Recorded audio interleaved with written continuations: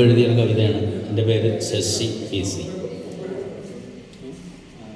ദാരിദ്ര്യം കൊണ്ട് വലഞ്ഞ് അല്പം ഭക്ഷണമെടുത്തതിന് കള്ളൻ എന്നാരോപിച്ച് തല്ലിക്കൊന്ന മധുവിൻ്റെ ഓർമ്മയ്ക്കായി എഴുതിയതാണ്.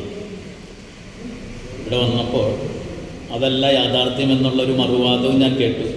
എന്തായാലും ഞാൻ കേട്ട് അറിഞ്ഞ ഒന്നിനെക്കുറിച്ചുള്ള എൻ്റെ ഒരു കവിതയാണ്. ആദിവാസി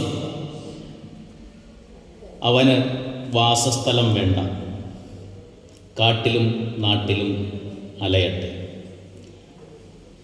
അന്നവും വെള്ളവും അവൻ മറ്റുള്ളവർക്കായി കരുതട്ടെ. അന്നവും വെള്ളവും അവൻ മറ്റുള്ളവർക്കായി കരുതട്ടെ. പുലയൻ അവൻ അധികാരം അരുത്. പറയൻ അവന് പറയാനുള്ള അവകാശം നിഷിദ്ധം. ദരിദ്രനെങ്കിൽ കള്ളനായിരിക്കും, ദരിദ്രനെങ്കിൽ കള്ളനായിരിക്കും.